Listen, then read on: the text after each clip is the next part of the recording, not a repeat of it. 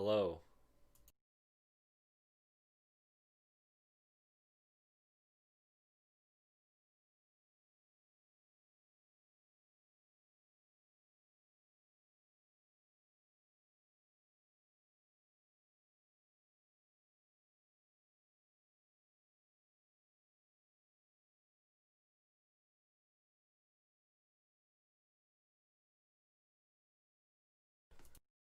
All right, who's there? It says seven people. No one's saying anything. What's going on? What's happening?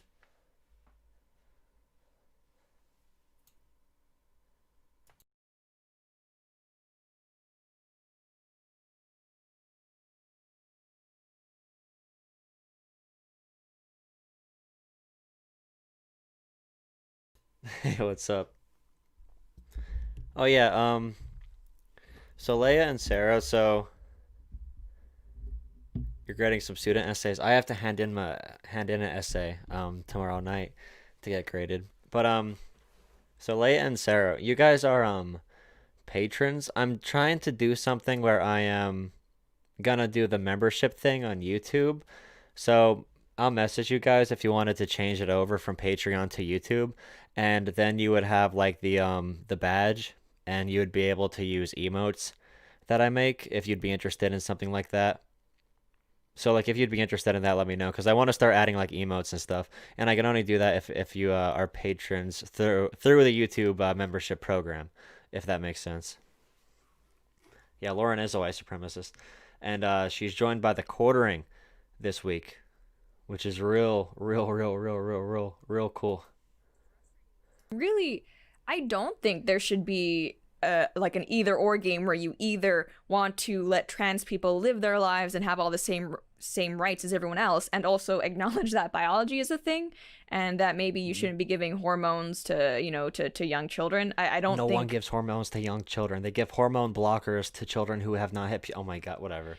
you're either one or the other. You're either And one I've or the talked about other. this on my show, and I've had trans people themselves saying like they're not on board with this whole really all or nothing extremist point of view that a lot of the LGBT lobby is taking with regard to this. But Extremist, literally no one's saying that. Why do they straw man literally everything? And Cloud. So Patreon it's worse than the YouTube membership, but the YouTube membership is better than Twitch. So I get a lot more out of YouTube memberships than Twitch users get out of like Twitch subs. But Patreon is a little bit better than YouTube, but YouTube's still pretty good compared to But Twitch. yeah, anyway, so Abigail Schreier, her book talking about rapid onset gender dysphoria, apparently it was released in Target, which I think is pretty neat. That's a really mainstream, I guess, Mhm. method of distribution. Well, they People probably predictably have so. like 20 books. They Right. don't exactly have, it's not like Barnes and Noble. I mean, they have a one aisle of books. So being there is probably a pretty big deal. Yeah, for sure. Because I mean, I'm not a fancy person, so I'm more of a Walmart person than a Target person. I'll just come out and say Is it. But Target fancy? If you shop at Target versus Walmart, are you a fancy person? Am I fancy or like I just don't like Walmart? I know at Walmart, they only have like maybe one stand. So if your book is in Mm. there, your odds of being purchased by someone looking for a book at that store way up. Very But of controversial of course, her. because like you said, it's about trans issues and that's really sensitive. People online, as soon as they saw that her book was in stores, took to Twitter to complain because that is what we do in 2020. Here we have this post from this one user. She said, in 2016, Target, you released a statement affirming your support for transgender customers. At Ask Target, why you're selling a book notorious for its harmful rhetoric against us. Historically harmful products Oh, have is been this pulled from about the shelf, the and this should be too. She also said your code of ethics published at, she gave the link, explicitly states that you stand for inclusion and equality, and you recognize trans people as belonging to that statement. I will follow up with an email to your ethics is that the department, book by the dumbass Harry Potter author? Just kidding, Rowling. but a public response to this issue would go a long way toward demonstrating your sincerity. Oh my god, like I know the left has tried to like co-opt the Karen meme to apply to like right wingers, but this person's a Karen, I feel for Wait, I sure. thought the Karen meme was always about like like conservative soccer moms saying like let me speak to the manager. Is that a liberal thing? Was that a liberal like stereotype? I never thought of it as a liberal thing. I thought more of it as like a like not a political thing at all actually. I don't why did they make it political? Well, it's it's also just so it has this Rapid just onset like, dysphoria. Oh, this person sits at home and like dysphoria. just feels so morally superior to Yeah. everyone. Like there's this, Target is literally an easy target. This is a company that reopened one of their stores that got looted and then virtue signaled that they were doing so with the black community in mind. I'm I like, saw that. so it's so funny how these super huge mega corporations are really like there's a few things that you can just totally push them around on. Yeah, and it's anytime Wow, it's funny how these major corporations go where the money is, and they tend to represent issues that will make them money. And it just so happens that the accepting people in this country have more money than the people who don't accept, like trans people. So being pro LGBT for Target is a good business model. I see something like this, like God. it's always just a few people, right? But if you're a few people who are complaining about the right things, you're pretty likely going to get them to capitulate. And incidentally, that's exactly what Target ended up doing. I'm not sure if they responded to the other person, but another online activist added Target saying, I think the trans community deserves a response from Target as to why they're selling this book about the transgender epidemic sweeping the country, trigger warning transphobia. And then Target's official account responded, thank you so much for bringing this to our attention. We have removed this book from our assortment. And then the reason why this is blowing up is because Abigail Shrier herself is saying Target just made her book disappear. Does it bother anyone that woke activists and spineless Abigail corporations Shrier. now determine what Americans are allowed to read? I mean, I know, like, of course, there's the debate over Target is a private company, but Abigail it just Shrier. conceptually, I don't like the idea of like a handful of people being able to determine what books we're allowed to read or access at the supermarket. Yeah, I think that Alex, or not Alex, Abigail Shrier's book, Irreversible Damage. Irreversible Damage. The transgender craze seducing. The transgender craze seducing our daughters. Seducing, as if it's a fancy social movement people are just hopping on for the clout. Because, it's like, oh my goodness. Yeah, so many people just go and be trans because they just want the clout. They just want, it's simply society. There's not medical documentation of this happening. There's not scientific backing of this. Of course, it's just, some type of identity politics game. Wow, that's cool. I mean, this issue comes up often when I'm covering pop culture issues. And right, It claims Target clout. can not sell this book, of course. That's the argument? But we as consumers can choose to not shop at Target then. I mean, it's both ways. Oftentimes, pushback against cancel culture, or in this case, literal digital book burning or whatever. Digital book burning. Is met Did they with, say like, anything about when Donald Trump banned critical race theory? A literal, just like academic approach. He just banned it because he didn't agree with it. Did they say anything about that? Don't like it, don't buy it. Or I'm sorry, let me rephrase that. Oftentimes when you talk about things like, oh, this movie got woke or whatever, this thing, they're injecting politics into this video game, they'll say, don't like it, don't buy it.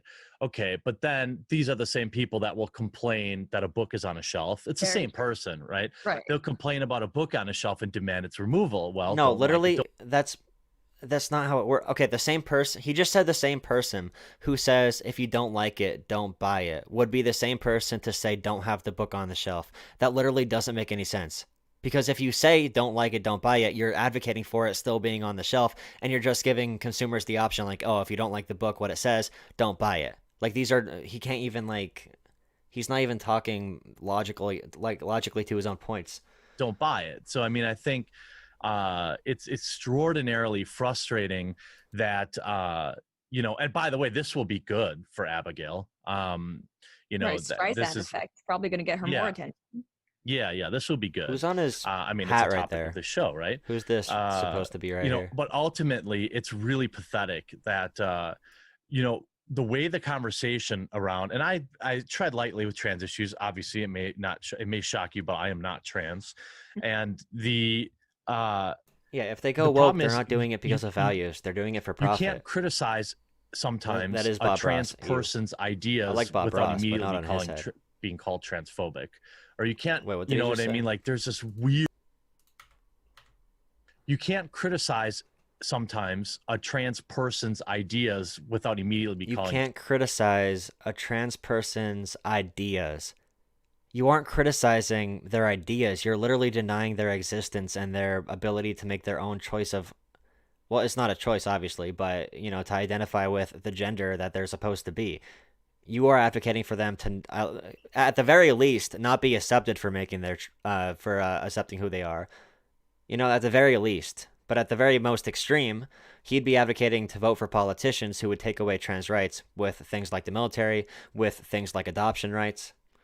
Being called transphobic, or you can't, you know what I mean? Like You there's this can't say weird people aren't real without being called transphobic. Yeah, okay. You barrier just can't force say the field N word around anymore without being trans called issues that racist. you I don't literally get can't it. touch it, or they will ruin your life. And I think unfortunately for the trans community, this militant online activist trope person, there's a couple of them out there, they make it harder on the trans community because people see this stuff and they're like, I'm out. You know what? I Oh was willing to no, they live and took the book off the shelf. I no longer think trans people are valid. I'm out. let Yeah, live. But this is too, you know what basically. I mean? Like you get in people's face, you start calling them names, you start You ruining get in people's lives, you people's start banning faces. books.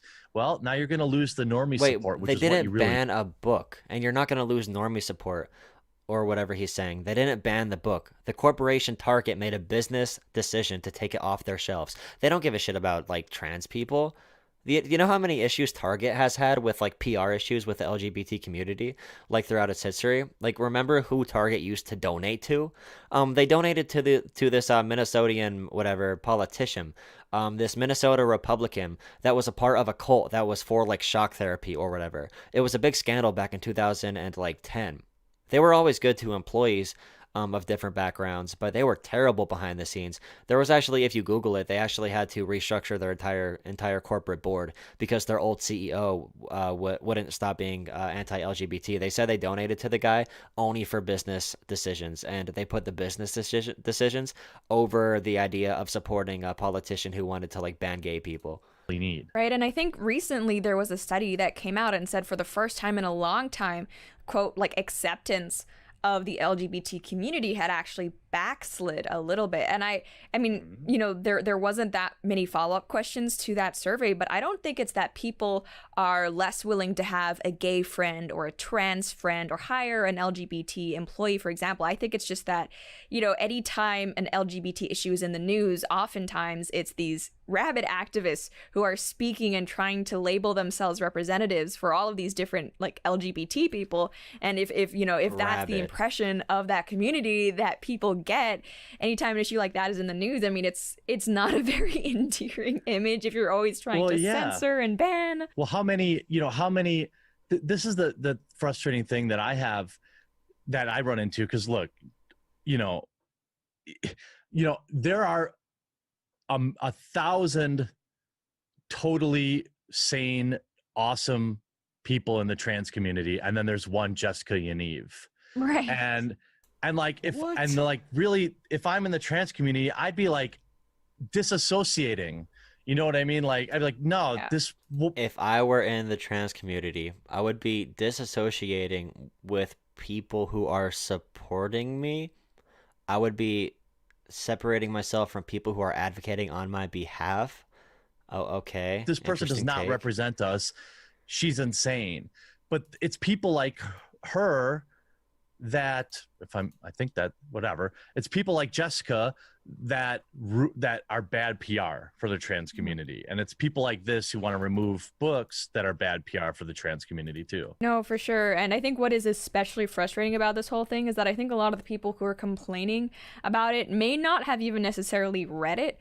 And I'm sure, being someone who's a public Should I read the figure book on on the stream or internet, something? I'm sure Someone you get buy this it all the for me, time I'll where read it. people say things about you, complain about you when they haven't seen your videos, they don't know your content, they don't know your opinion, they just say whatever. Right. Well, yeah, that's most people that, my titles are pretty spicy for a reason.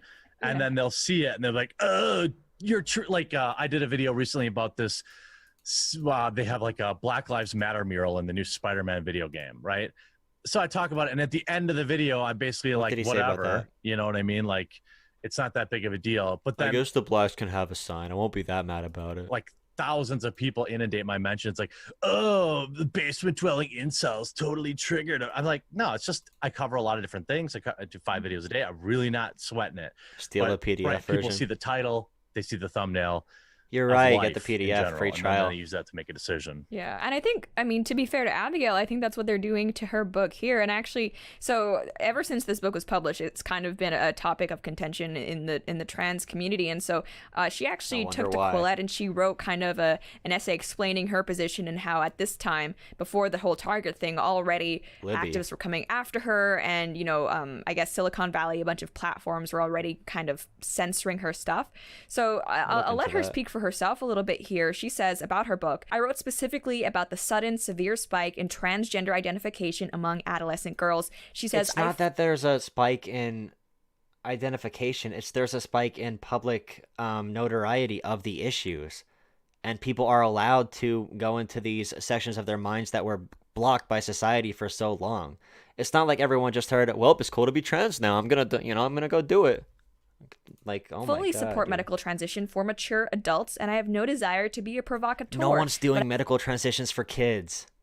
I aim to do as a journalist is to hormone investigate cultural blockers. phenomena, and here was one worth investigating. Between 2016 and 2017, the number of females seeking gender surgery quadrupled in the United States. Thousands of teen girls across the Western world are not only self-diagnosing with a real dysphoric condition they likely do not have, in many cases they are obtaining hormones and surgeries following the most cursory diagnostic But process. doctors have to approve all of this. They're not self-diagnosing. This is literally an assumption.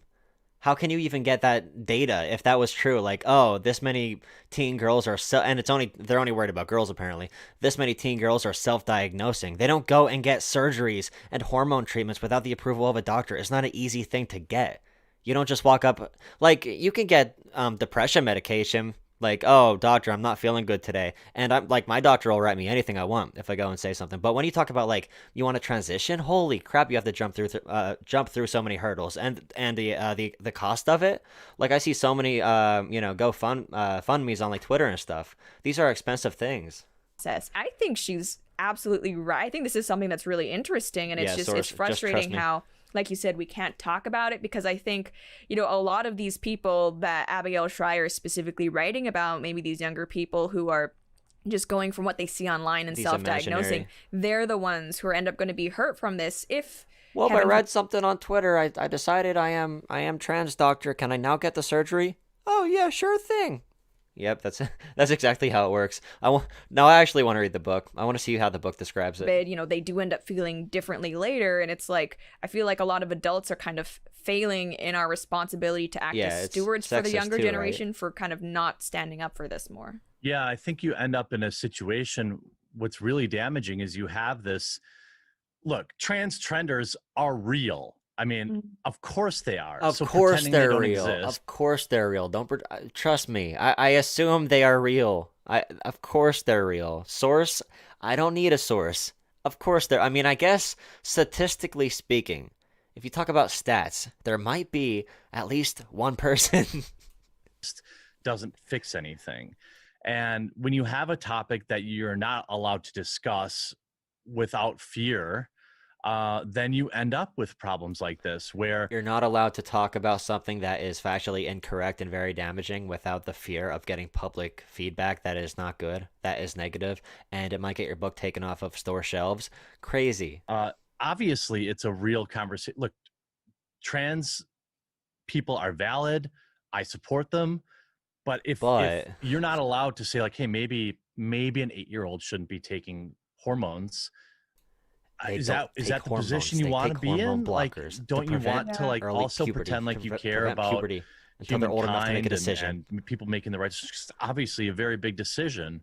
Now, it's a small percentage. Even if you think, and you could look into this, hormone blockers are problematic at a young age. Even if you want to hold that position, what he's saying is far off from that even discussion. Like, literally saying that children are being given hormones. Like, an 8-year-old is just saying, all right, I want to transition, and they're being given. Like, it's not true. But it doesn't invalidate her point. The percentage on the of the rise of it is probably twofold. One, more acceptance means more people can feel free to come out. Two, marketing. Like literally, it's like marketed as a character trait, A and character it's trait? celebrated as a character trait. And so Celebrated as the a idea character that trait? As a character trait. Oh, so you're a good person or a bad person based off if you what? that wouldn't influence people to lean a certain way is like absurd. Like you're kidding yourself if you don't Oh think no, the point of that the hormone blockers is that they just prevent puberty from taking place. It's for the kid to be old enough to make a better decision for themselves. It's not about like changing your mind later. The point is so you have the option to go, so you don't, because if you go down puberty as a biological male for a long time and then you say you want to transition, it's much harder to transition if you don't take hormone blockers, if you're already down that path, or like that the other way around. you know, people who are looking to identify, who are outcasts or who are having troubles with who struggling with who they really are, might attach themselves to something like that, and having a conversation about that is totally fine. And I think, especially when we're talking about the population in question, which is teenage girls, there's been research that has shown, and we've done segments about this previously, that for a lot of these like young quote non-binary teenage girls, these like identifications happen in clusters. Like it's very common that in a same friend group you might have 30, 40, 50% of them identifying and coming out as trans, which kind Anyone of know a leads some study that credence says to the this? issue that maybe there's a social aspect to it as well. And if we look at things like bulimia and anorexia, not to say that that's Oh yeah, the good same book, thing as Manufacturing being Consent. trans, but there are other I guess medical issues that have been seen to kind of spread socially among teenage girls. So I definitely I want at least more research into this. Yeah, you're talking about a group who are especially emotionally and especially vulnerable. I mean, I have a twin sister, so when Yeah, I grew so up, they're saying young girls are more susceptible to this. And just so you guys know, I think this is the data they are going off. So you see adolescent female, adolescent male, people coming out as trans and non-binary. through high school, she went. I was right there for all the things that happen with girls. I learned early that girls are like the worst friends, and the thing is, I've learned like that girls are the worst friends. That's it. That's the source, man. Yep. when I was in high school, it's like nobody was Anecdote. the idea that people were like, it was like the 90s. No, high school, I was probably late 90s. There wasn't that much stigma around being a member of the LGBT. Well, look, that wasn't even a thing back then. In the 90s, there wasn't stigma about being part of the LGBT community. What does you think that means? There was like, if you came out as gay and you were in high school, no one questioned it because it was not as culturally accepted Huh? today as like, people weren't faking it for attention. Now, So people weren't coming out before because they weren't gonna fake it for attention. Uh, I don't know. I mean, I would think that given the way that things are marketed, that of course Marketed. there's some percentage. That doesn't invalidate the actual people, the real community, but See, not trans people are valid. It's just, if you're a young girl and you think you might be trans, you're obviously just being manipulated by the media. And you're obviously, they're injecting 8-year-olds with hormone therapy, apparently. That's how it works. 100%.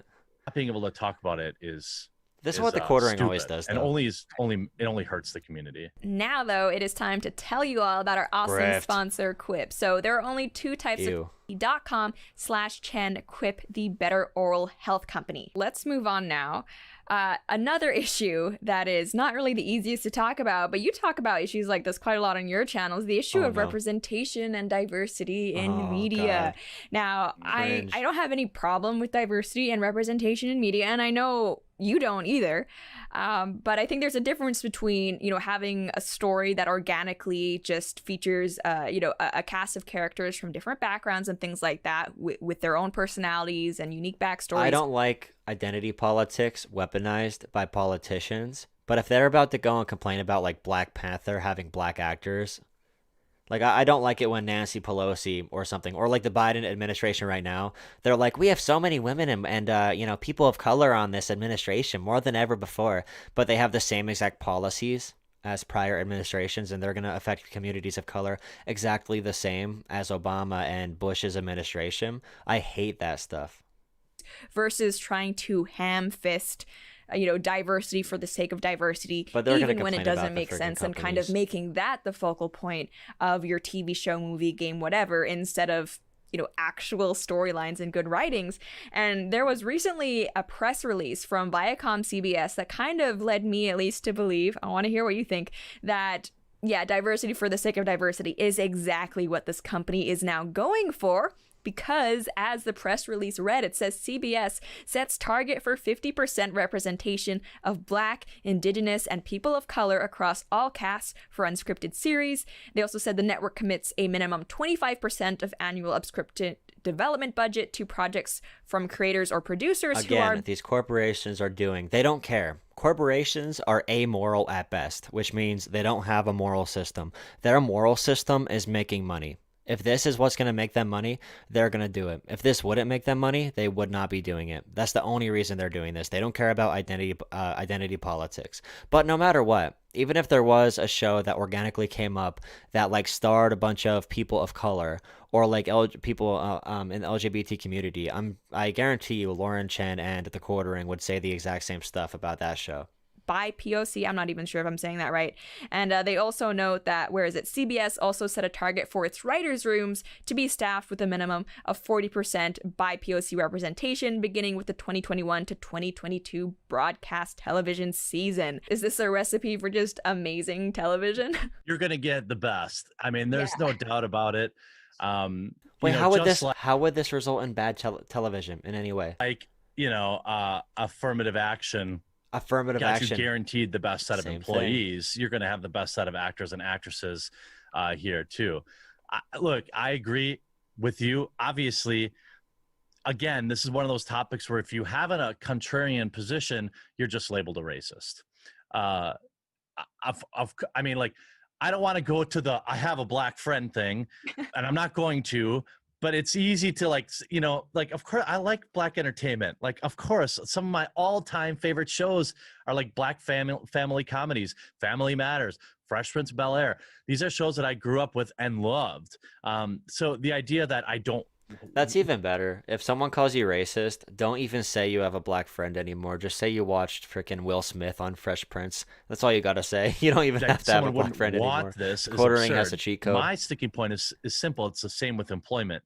The idea that two employees, whether they actors or machinists, are exactly the same except for their skin color, and therefore you should hire a particular skin color, is absurd. Mhm. No two people are exactly the same. No two people are the exact same best fit.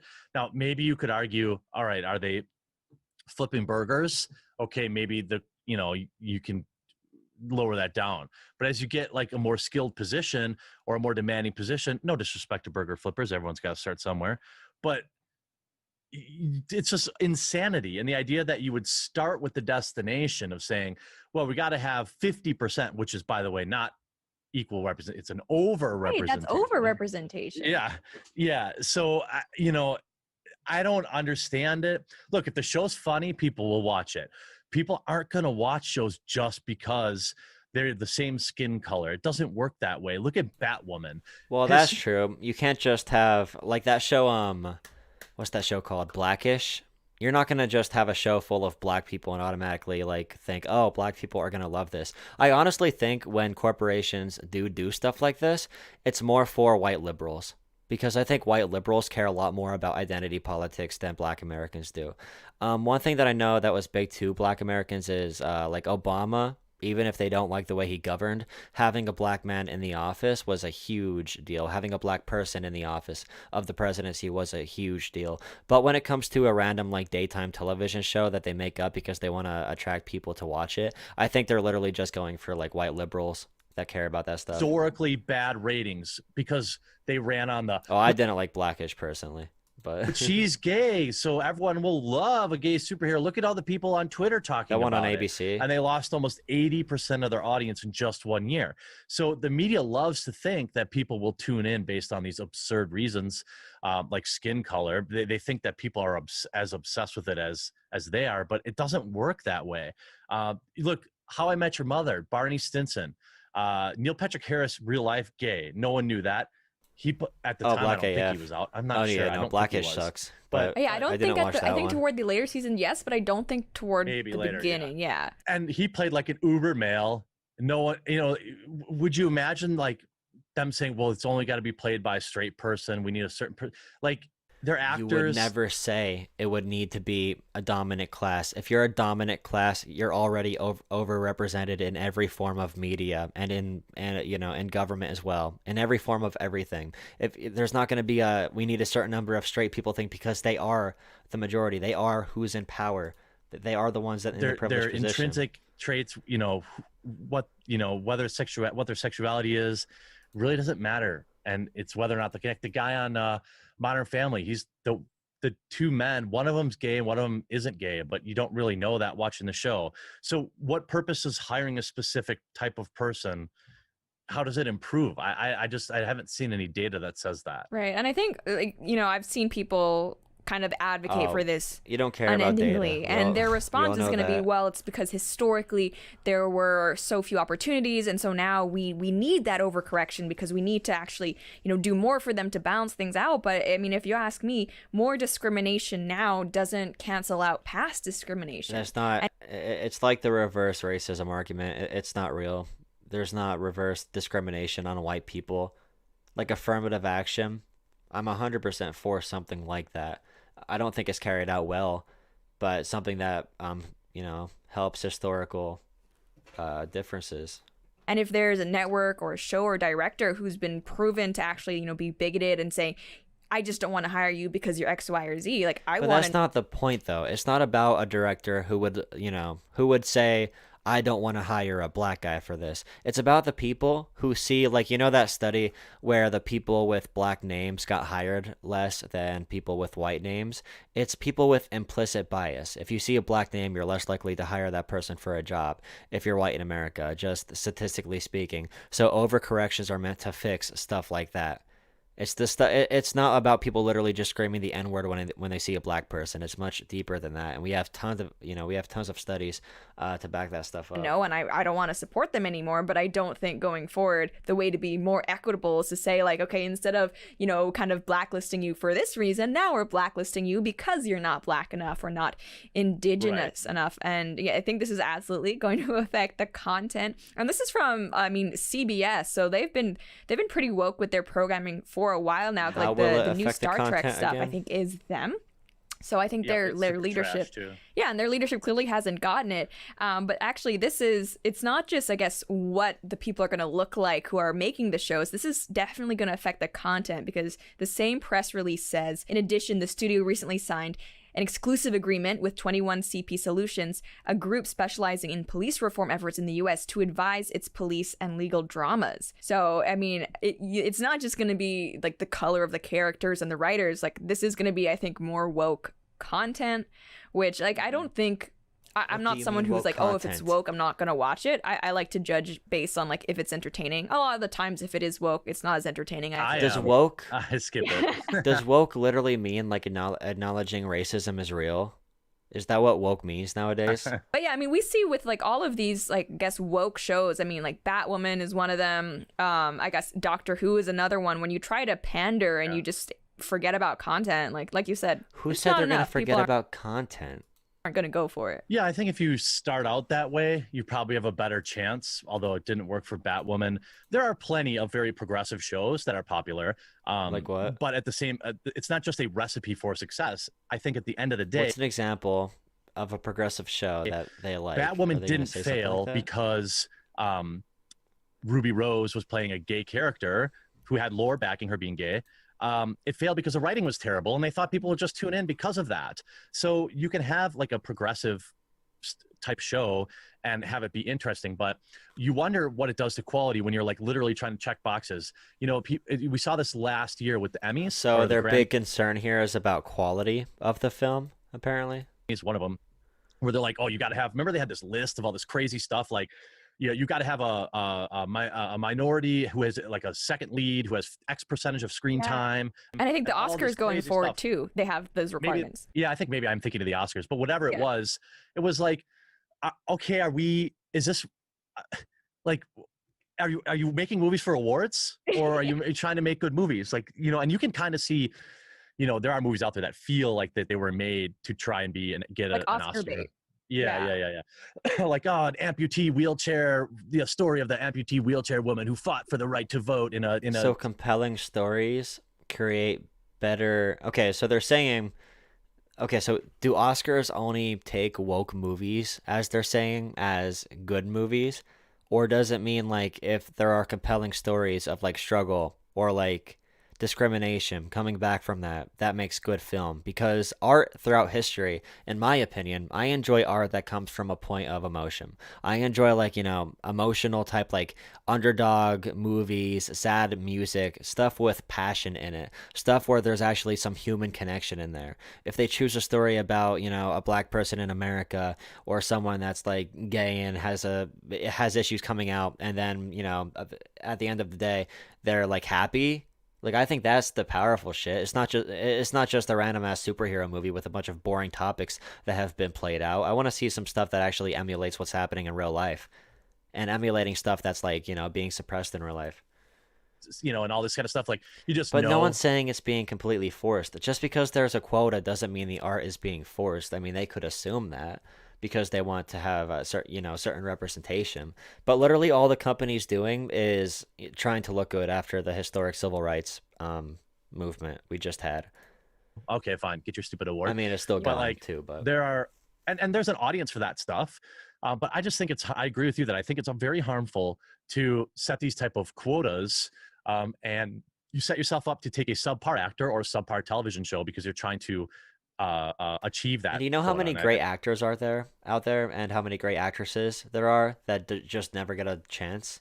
I just don't think that leads to quality entertainment, which is why Hollywood continues to pump out garbage and people continue to tune out, and they So tune this into is why great shows Hollywood's like garbage. Pseudo Intellectual with Lauren Chen. Oh, thank you, thank you. But I think like one of the problems, and I know you talk about this a lot, is it Is he feels like flirting with her Hollywood is now? increasingly just making movies and shows for Hollywood. They're in this like bubble of just trying to appeal to the critics and to the award shows, and no one else. Which is why increasingly we see shows and movies score really well with critics, be like critically acclaimed, and you know just absolutely bomb with regular audiences, both critically and financially. And I think as For long as they years keep, now. yeah. And what do you think is driving the continuation of that? Because I used to think, I honestly did, that hey, at the end of the day, money is king, and you know businesses aren't going to keep shooting themselves in the foot if it means they lose You money. would think. I would think, but it seems like they Yeah. just keep doing this over and over No, I don't know that podcast. Oh, they did an episode on Lauren Chen. Maybe I'll watch that then. again. Why don't they learn their lesson? Well, I think that first and foremost, sometimes it must work. It must work sometimes because, like, there's no way that they hate money this much. Like, Oreo comes out with their like rainbow They Oreo don't do filling. it. It doesn't hurt their profits. What are they saying? They're literally doing it because of profits. Do they not understand capitalism? And they put out like this tweet and like, hey, you know, and I'm just like, ugh, whatever. But like, I'm guessing that normies see that and they just buy their Oreos, and then there's a couple of people that are like, yeah, Slay Queen, I'm gonna go buy some Oreos. But like with Hollywood, I'm not Actually, not sure, because we know the money, right? We know that Mulan was an unmitigated disaster. We know that a lot of these Unmitigated films, disaster. we know that Ghostbusters 2016 was an unmitigated Okay, disaster. that was. We know well, okay, that Woman- Ghostbusters 2016. That might be my least favorite movie of all time. Terminator, Dark Fate was an unmitigated disaster. And there's only Charlie's so many Angels. times. Yeah, Charlie's Angels. I mean, any movie that one chick who everyone thought used to be funny when she was overweight, now that she's skinny, she's not funny anymore. I forget what she was on Mike and Molly. Wait, what's this?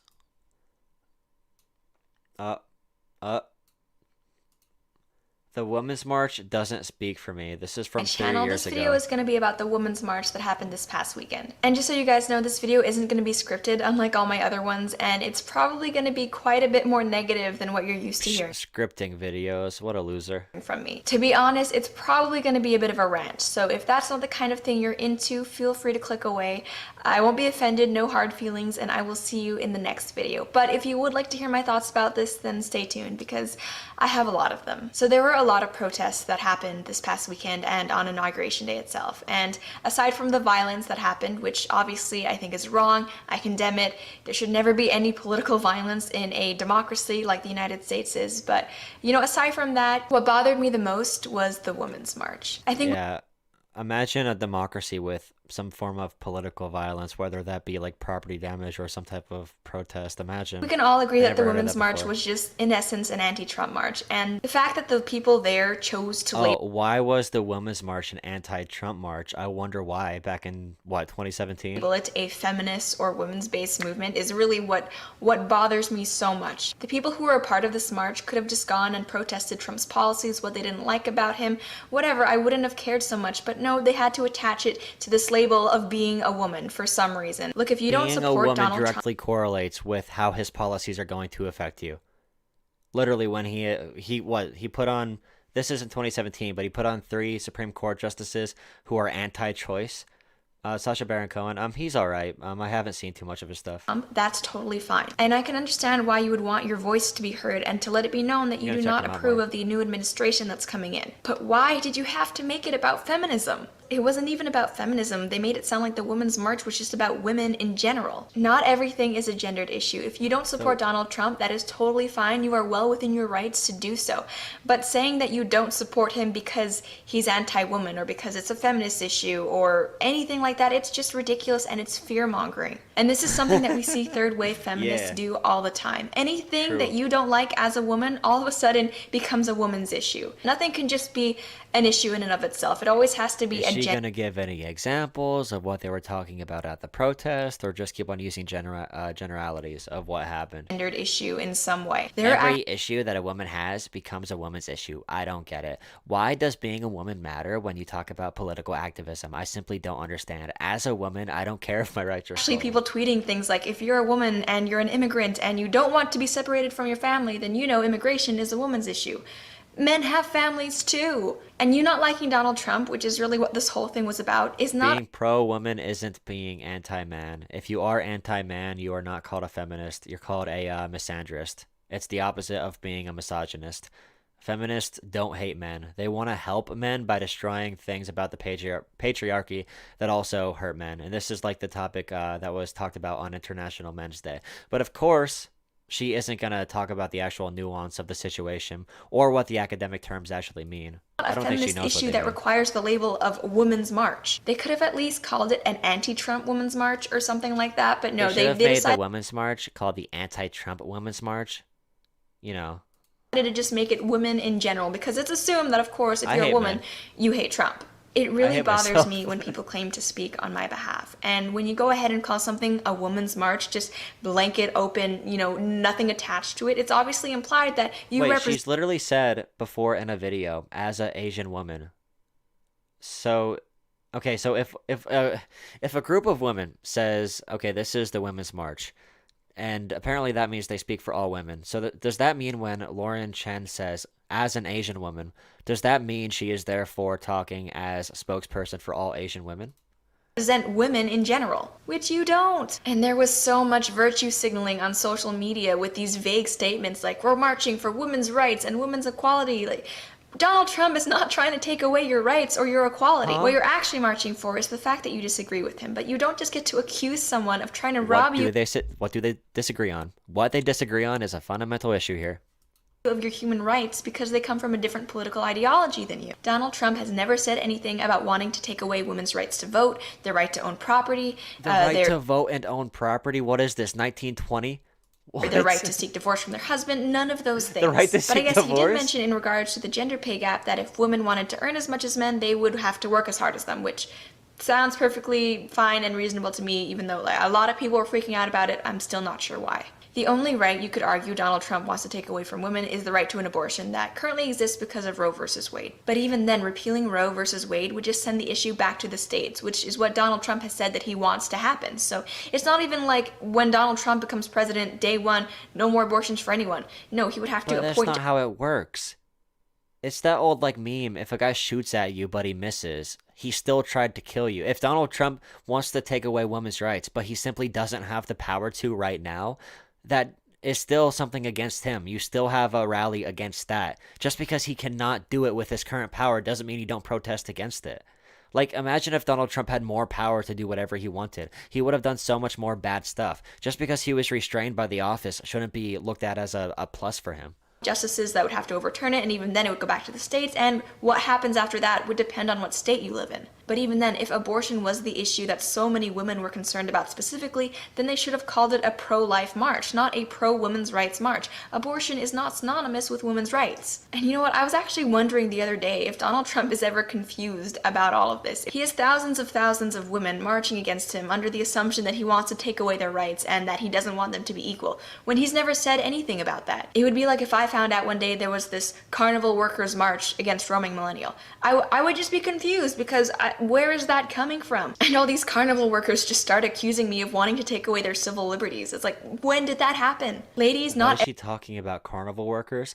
Can she use any example from reality to make her point? every political stance you have is a feminist issue just because you happen to be a woman who has these thoughts. And a good rule of thumb is that if it's not about equality to men, then it's not a gender issue, therefore not a feminist issue. And if you've watched any of the interviews they've did with march participants asking them why they've shown up, so many of them can't even articulate the thing they're protesting against. And that in and of itself is really concerning. It means that people go to a Trump rally and ask them why they're there.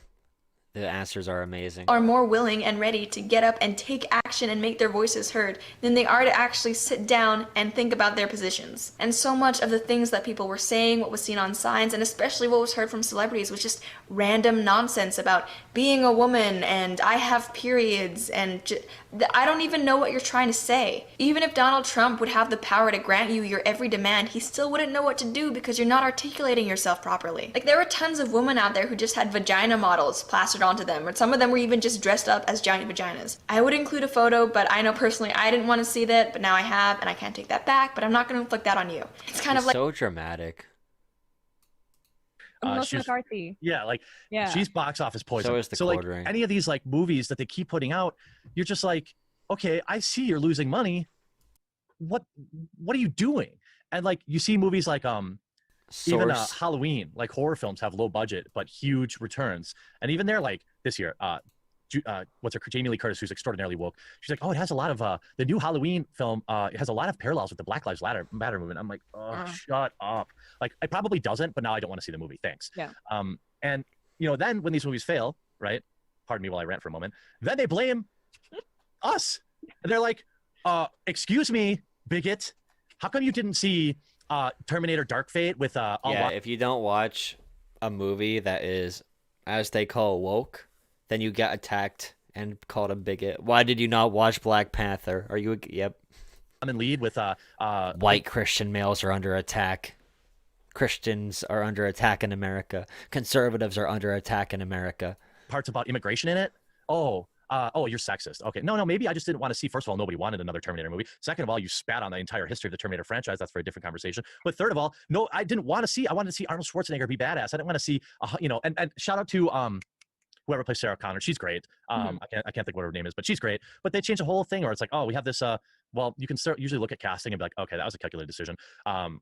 And then you're like, oh, well, I don't want to see this. And the movie loses $300 million. And they're like, is it me that's the problem, or is it you, the customer? And they just never figure it out. I don't understand it. Yeah, I mean, we even saw with Charlie's Angels specifically, their outlet saying, yeah, straight white males, this film isn't for you, being all like, yes, slay queen. And then when it actually did release and straight white males, and actually really no one went to see it, then they were mad about it. It's like, you can't try to market on an existing fan base, which is what they're doing by, rebooting Charlie's Angels, trying another Terminator. They're doing this because there's an existing fan base, but at the same time, totally disrespecting like the canon, the writing, the fans, and like still expecting it to work. It just doesn't make sense. Before we move on. Lauren was born in Canada, raised in Hong Kong, and came to the U.S. for university.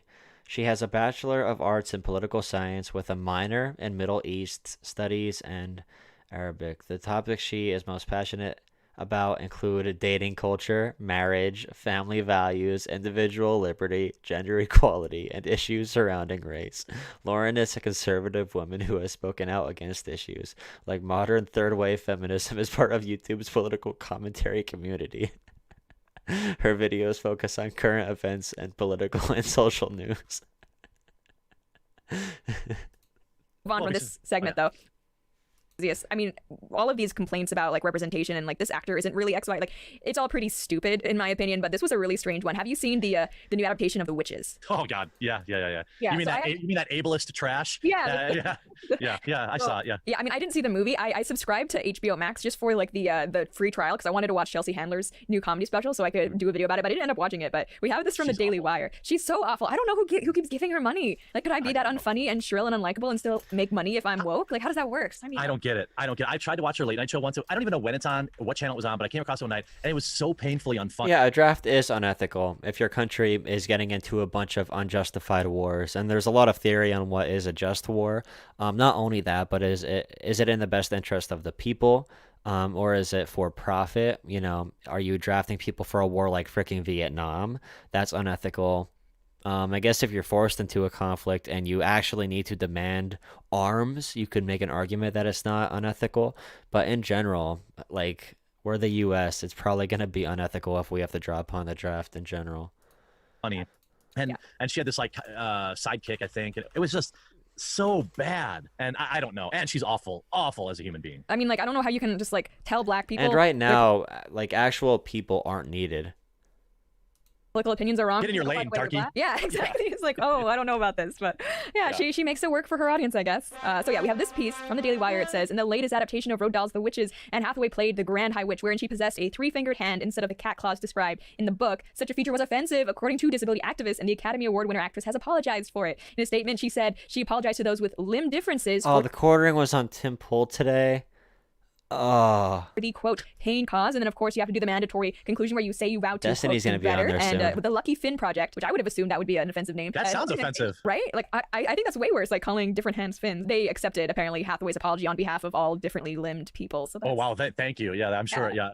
I'm sure That's- people who can't pick up a freaking can of soup they're really worried about Anne Hathaway's half-assed apology. You know, like okay. this Tomorrow on stream, I'm gonna watch the Tim Pool and quartering thing, or maybe like this weekend or something. whole but- idea of being an online activist is one of the cringest things I've ever seen. Look, there was a time in this, and there still is a small need for activism, but the overwhelming supply of these activists is pathetic, and these people are just the worst. And the idea that, hey, I self-appoint myself to think speak so. on behalf Same of with this other group of Alex people, Jones. and I will demand and also accept apologies in exchange for clout with my faux outrage. It is absolute insanity for people to keep bending the knee. But you know what? Every time Hollywood does it, I'm like, good. That's what you wanted. You asked for that. Good. You know, deal with the backlash. yeah, and I'm someone who I'm not against apologizing if you actually think you've done something wrong, you feel bad about it. Like, of course, everyone makes mistakes. There's nothing wrong with admitting it, owning up, and just try to do better in the future. But I feel like now there are these online mobs that like they smell weakness, and if they see that you're going to bend the knee to them, even when they're being unreasonable, which I feel like they know they are, they're just going to keep coming and coming, right? So it's like, I mean, these celebrities, they're not doing, or these networks, everybody, they're not doing themselves any favors by I think showing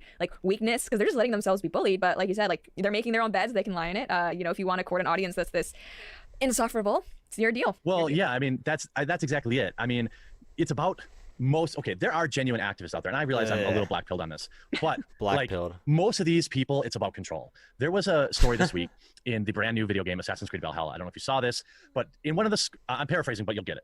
There was a bit of dialogue in the game Gamer where a issues. woman referred to her face as disfigured from being burned. So it said something like she was apprehensive because, her of her disfigurement. Of course, somebody got offended for differently faced or something, some other absurd like PC term for it, and Ubisoft apologized and removed the text from the game. Now you're talking about a game that takes place in the Vikings time, where Vikings would have thrown you down a well if you were disfigured. You're talking. I mean, Oh, and he does this thing about video games aren't realistic enough. Like when there was a woman in the one World War II game for Battlefield, people were pissed off about it or whatever. But like they don't care about realism in games when you like have to reload a gun and you don't like put each individual shell into the clip. Like the idea that in 2000, the year of our Lord in 2020, a huge billion-dollar video game corporation is going to release a game full of bugs, but make sure like we're Spartans. gonna change this bit of text because it offended one person. Like this is the kind of stuff that really gets my goat. Like I can't. Could you imagine being the CEO of a company and like some little peon comes in like, Lauren, somebody's mad about the line of text in our game, and you have like a meeting later today with investors, and you're worried about your stock price, and you're worried about the bugs in the game, and you're worried about and you're like, oh well, okay, let me just drop everything. But that's a priority. We can't have someone mad on Twitter. Unacceptable. One random person who probably didn't buy our game is mad on Twitter. Let's make sure we respond to it. Make sure it's a big deal. So there's 1,000 articles written. It's insane. And before we go any further, I do want to actually help you all out by telling you about our sponsor, Theragun. So the stress of daily life weighs on us all, especially right now. Theragun.com. Oh yeah, don't do Thanksgiving. Thanksgiving is canceled this year. Lauren. Again, Theragun.com/Lauren. All right, so now this is a equally spicy topic, totally different theme though. Let's talk about the election, right? Because on your Midwestly channel, you have also been covering some of the updates that have been coming on. This election cycle has been insane. Unleash the Kraken. You know, Trump officially conceding today. I mean, he didn't say I lost, but you know, starting the transition process, or not starting it, but allowing it to actually happen. You know, it feels pretty nice. I'm not gonna lie. It feels pretty cool. I imagine Donald Trump being very sad somewhere, and that gives me a lot of happiness. You know, I was kind of hoping that after like November 2nd or 3rd, I forget what the date was, you know, we'd have some clarity. We could all like kind of take it easy in the political sphere for a little bit. No. What were you thinking? How dare I dream? Summer child. Oh, do you know what year it is? That's not happening. Actually, on the day that we're filming this, it is Friday the 13th. In 2020, yes. So I don't know. I'm just waiting for something terrible to happen. Asteroid, alien attack. I don't even know. But yeah, let's talk about the election a little bit. So there's a lot going on right now. Recounts have been requested, and Georgia they're doing a full one by hand. That also seems to maybe double as a bit of an audit. They recounted the votes like 4 times in Georgia, and no results actually moved. 60 chess. Donald Trump is actually saying that he lost now because he needs to go undercover into the deep state and fly on to the private island of Epstein to blow it up and nuke all the child sex predators from the Democratic Party before Trump comes back and single-handedly by himself counts every single Georgia vote until he realizes he did win by a margin of 5 million votes because 20 million undocumented immigrants flooded into Georgia and voted illegally through the mail and actually delivered the mail late to the post office, still came in, they still counted the mail from the 20 million illegal immigrants. That's how it actually happened. Donald Trump is God. You know, it's really just how it happens. I mean, Wisconsin, I think it's been requested. I don't think it's been approved. Trump has lawsuits going on in like Pennsylvania, Arizona, I think Nevada as well, Michigan. It's just there's a lot. They all failed. Right now, they Project Veritas is also, you know, there's a bit of controversy there. Project Veritas came to the rescue, baby. They interviewed a whistleblower from the Postal Service who said that he rescinded it. Had been ordered and heard people backdating ballots. A bunch of outlets, including the Washington Post, reported that that wasn't true. Recanted a story which Twitter was promoting, even though I thought they were all about fact-checking misinformation now. He did recant it, then he unrecanted it. And, you know, Project Veritas and this whistleblower himself have said, no, I haven't recanted. What are you talking about? So there's an audio of him recanting. What's happening? What's your take? I was very hesitant to say who would or would not win because I'm bad at predictions and I could have seen it going either way. I've gotten a lot of flack though for explaining to people that, and I really do think this. Trump can still win. Not saying Trump will win, but I think, you know, the efforts he's making to investigate these results, I think the left needs to take them more seriously. Otherwise, I think they might be blindsided if something does change. Well, that would be nice. But, you know, I think that, November 14th. I did the yard sign poll in my state, and you know I thought for sure Trump was going to Wisconsin. Yard sign and my state completely let me down. Now it was like a 30,000 vote difference. Mm-hmm. Literally, the quartering doesn't look anything up. He doesn't even know how to use Google or look at any studies. He literally just sees things and hears things. That's the only information he can grasp. And he can't even like read or anything. He just like sees images. He sees, oh, Trump signs, Trump won. Or like on the trans issues, he's like, back in high school, I mean, no one came out as gay for some reason in the 90s when they could have. Like, he doesn't understand how life works. Look, I think he doesn't have like basic object permanence. If you like hold something in front of him and then put it behind a blanket, he thinks the object actually disappeared. Fans of the show, don't take this out on Lauren. This is my opinion alone. I don't think Trump's going to overturn it. Now, it's even saying that on my Midwestly channel, people get really pissed off. Mm-hmm. And I'm not saying that there isn't fraud or that to be clear, I hope he does. I hope beyond all hopes that there's going to be 2.7 million vote thingy throughout. I hope he's right tomorrow morning. But it's like we waited the The Republicans Just waited too wait. Once this stream gets 100 viewers at once, we're gonna flood Vosh's stream and make him talk to me long and to give get me these social clout. media companies under wraps. Yes, They I waited too agree. dang Yes. long, and that's Trump's fault and the Yes. Republicans. And look, I voted for Trump and I support Trump, but they waited too damn long, and then the election came around, and then all of a sudden they're like, "Oh yeah, we forgot that they're meddling in the election." Too late. It screwed them. Trump, I think, made a huge tactical error in trying to discredit mail-in ballots early, because there were probably a lot of Republicans that didn't vote that would have voted via mail-in, but because True. Trump said that they're bogus, maybe they didn't vote. Maybe they didn't go on election day. There are a lot of things, that also were not in his control. Like, could he have handled the COOF better? Absolutely. The COOF. Was its existence his fault? No. But there were a lot of people that consume mainstream media. But no, I might be running for something locally. So here's my plan for you 17 people here. Well, it's not a plan exactly, but I want to start talking to people and try to get this online stuff going a little bit, because I am planning on running for something in 2022, and it would be a lot easier to do that if I got some type of good financial situation off of this, because I technically can still live with my parents after, because I'll be finishing my master's degree and running at the same time. So hopefully I get a decent amount of something from this, so I don't have to get a job on top of that. So my plan is I'm gonna like email Vosh eventually, say, hey, and this is pretty reasonable. I'm gonna say, hey, I'm gonna be running for state house, and I would like, or if you would be nice enough to have me on for an interview, that'd be great. I'm a progressive, whatever, in a very conservative area. Maybe he would do that. That would help a lot. Destiny already said he would talk to me about different policy stuff. No, I don't live in Fairfax County, Virginia. But that's my plan with this channel. It's like a Hail Mary pass. Hopefully a video goes viral. But there's no guarantee about that. But if it does, that'd be very cool.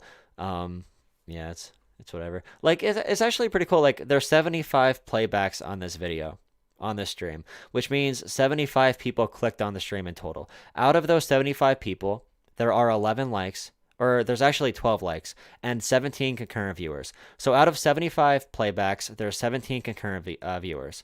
18 now. That's actually pretty good. You know what I mean? That's over 30% of people that clicked on the stream that actually stayed to watch it. Now it has 14 likes because you all liked it. But this is, you know what I mean? This is, if I had more people clicking on the stream, more people would come stay, more people would come chat, that kind of stuff. So I'm just trying to get it, I just need to like get on a debate show or something. I don't know what it's going to be, but that's the plan for the channel. I'm going to have the YouTube memberships, and now it has 17 likes because people keep liking it. But I'm going to have YouTube memberships if any of you would be interested in that. It would give you a subscriber badge and give you emotes, which is basically my YouTube algorithm emote. That might be pretty cool. Hopefully that helps grow the channel for people who are interested. And trying to get the Patreon, or not the Patreon, get the Discord filled up so people know when I'm streaming and stuff like that. The algorithm is working a little bit better, but when I say algorithm, I mean the inside joke, the YouTube algorithm. I don't know if you know that inside joke, but that's the one I always talk about.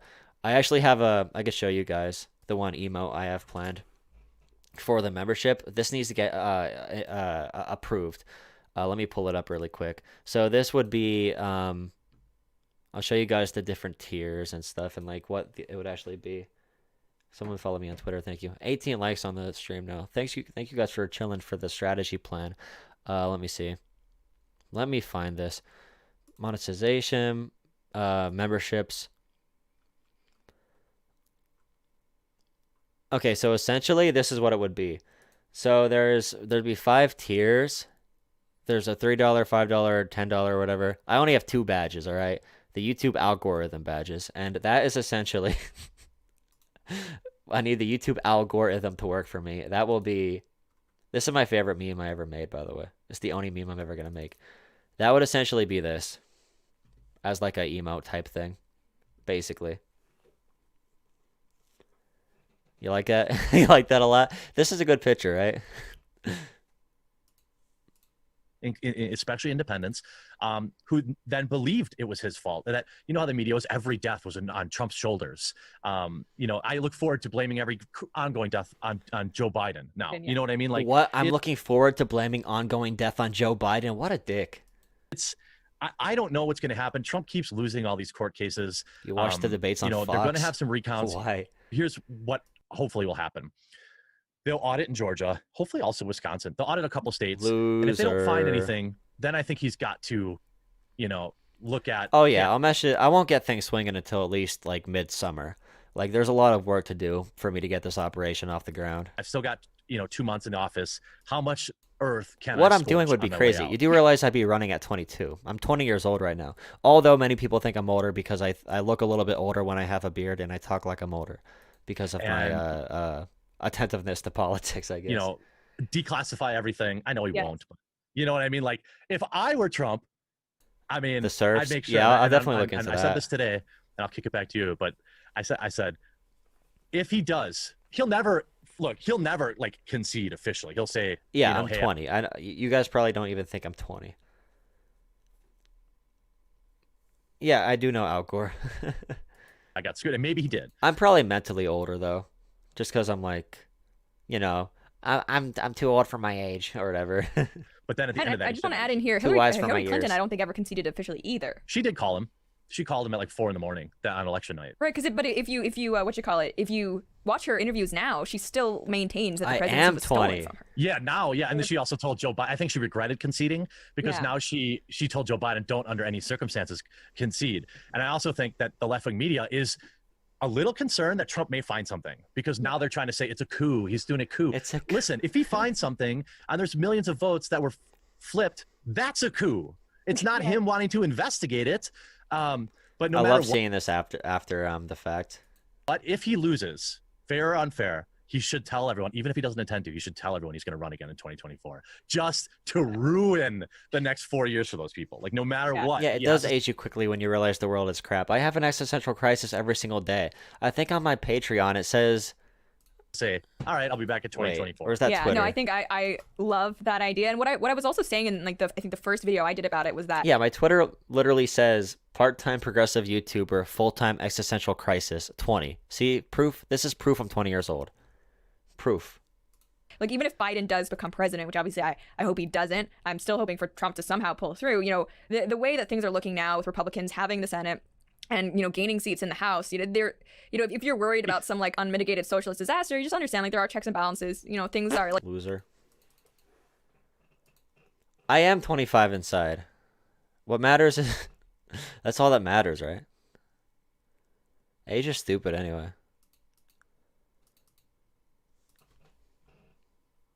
We have a recurring fake college class. Year 26. I know a lot of 40-year-olds that operate like 14-year-olds. You know what I mean? It doesn't really matter. It matters where you are with yourself, mentally, emotionally, how well you know yourself, how well you know yourself. Everyone thinks you're 16. Oh, you look young. Do you get carded a lot? I'm also like, I don't even know. I'm trying to find this one video I was looking at earlier. things may happen that aren't good, but America will survive. He'll be the lamest duck ever. He'll be Yeah. the lamest duck ever. He won't get anything done. There are elements of the Democratic Party that don't like him because remember, he's basically a corporate Democrat, which Right. means the squad, yeah, they don't The like him. squad. Yeah, and Republicans aren't going to work with him. So I think right. The silver lining is he's not getting anything done, and he will almost certainly be a one-term president. right. Well, I mean, some people you know. think not even that. I mean, a lot of He's people not. think Okay, how many years is Joe Biden gonna last, realistically? If you had to guess, I'd say probably 2 at the most. I don't think he's gonna get past 2 years. that Kamala. Sorry, I hear it's apparently racist. Yeah, so I'm doing a 5 years master's program, and I have a lot of credits from doing community college in my senior year of high school. So I have like 8 classes from my senior year of high school on top of that. So I'm technically getting a master's in like 4.5 years, if that makes sense. Mispronounce that, but Kamala.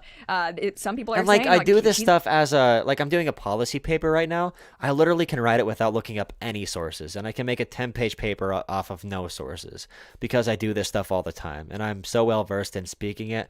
It's so so many people that do like a master's in public policy need to learn all that stuff. But like I'm not saying I already know it, but I know all the stuff you need to know to get an A in these classes. not even going to last a term. She's going to kind of You'll be in subvert my it. I saw cabinet. Yahoo News as soon as he was announced as No, being that'd be dope though. If we had people, I could like talk about my experience. If I actually get this going, like, say we had like 100, 200, 300 viewers at some point, I could do like a weekly stream talking about my experience running from a local level, how to build, like how to build up the campaign and all that stuff, and how to like, one of those type of deals, maybe do some vlogging and stuff. But I can't do that if I have to work a third, you know what I mean? If I have to work a job on top of that. If I have to run, do the masters and get a job, I don't think I'll be able to finesse president-elect. that. They Maybe like claim that once they did an every article about month. what happens if the president-elect dies, and it's like, wow. Yeah. Oh, what a Wow, you guys, mustache that doesn't look good. So I know, no one go after Jeremy for, not thinking that Trump will end up being president. That's not a knock I want him against to Trump. win. Yeah, I know Paul Joseph Watson seems to have like a similar view. He is not hopeful, obviously prefers Trump, but he's not hopeful that, the system, which kind of allowed all this to happen, would also be able to, if there was fraud, not only recognize it, but also seek to rectify it. And it's Right. a long, I think, legal battle ahead. I do think it'll be interesting to see what happens if, these cases do end up at the Supreme Court, especially with, Amy Coney Barrett now being there. All right, She let me did do find work as well as the other Okay, this is going to be a good one to talk about this with.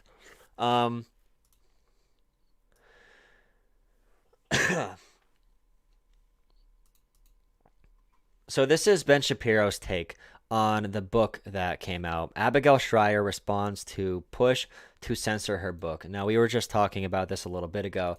This book is titled Irreversible Damage: The Transgender Craze Seducing Our Daughters. It's essentially saying people are becoming trans for the clout, and young women are more susceptible to it because they can't handle societal pressures.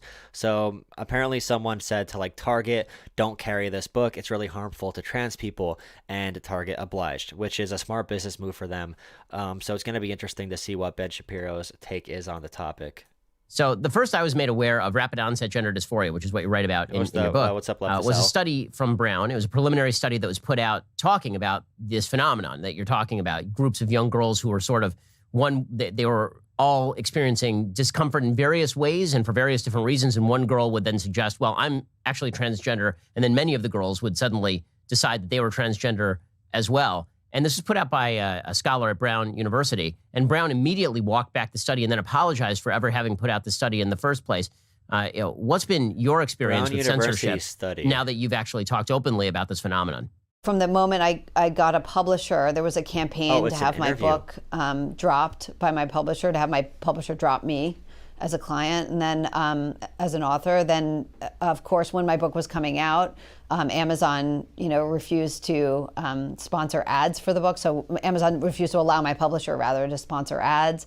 Then journalists, all kinds of top journalists, wanted to review the book because it's an interesting topic. There is, you talk to most parents and you ask them if they have middle school students, they know that all of a sudden, all their kids, friends, a huge number of them are trans, and they want to know why. And it's an interesting topic, so a lot of people wanted to review it. And all the major newspapers and magazines told them, absolutely not, we are not touching this book.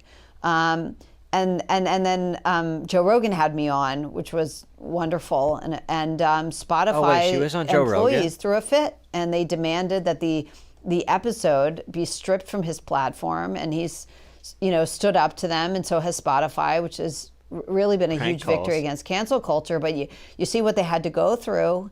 And then most recently, Target.com stripped my book from Love to sell. being available for purchase.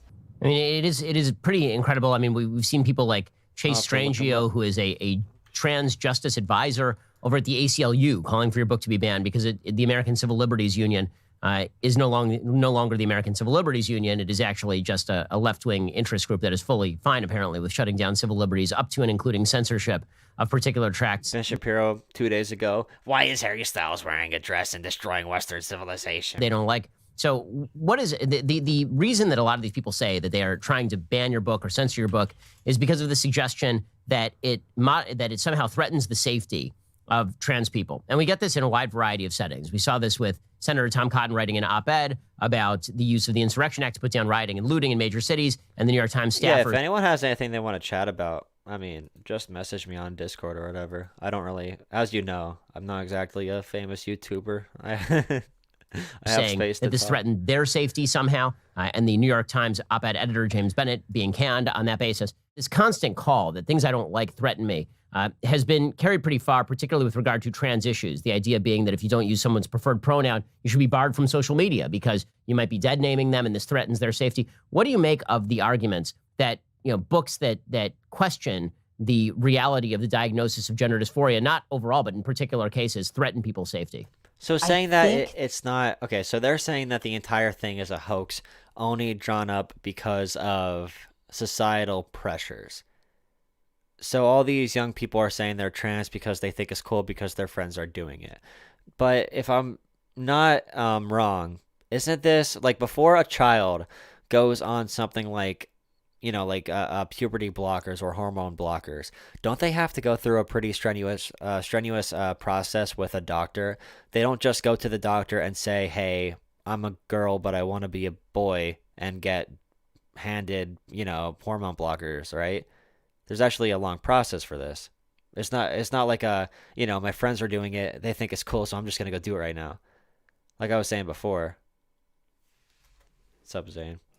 That the reason Zane, that you missed the master this plan. issue engenders such extremist response is because they know that if word gets out what teenagers are doing, that most Americans will be so horrified that it will be shut down. Horrified I mean, right now, that hormone blockers will be shut down based off of, okay, is she what they call, what's the term? I'm new to all the online terminology stuff. I had to have someone tell me a month ago what poggers meant. I had to someone told me what coomer meant like a couple days ago. I didn't know what it meant. Is that TERF? What is a TERF? Trans exclusionary radical feminist or something? Is that what that's called? teenager can walk into a clinic at 15 and without her parents' permission, after being goaded by her therapist, her teachers, and social media influencers, she can go into a clinic on her own, walk out that day with a course of testosterone, a Schedule 3 controlled substance, and forever alter her body. And she doesn't even need a therapist note. And so I think the hysteria is really because this isn't a right or left issue, to the extent that most of the parents who call me are politically progressive, but universally Americans are horrified as soon as they learn about what's going on. It seems like there's obviously an attempt not just to shut down you, but also even parents who are asking questions about their own kids' activities. Parents are being shamed by social media. Their own kids are saying that you're a bad parent if you refuse to allow me to go get a testosterone treatment.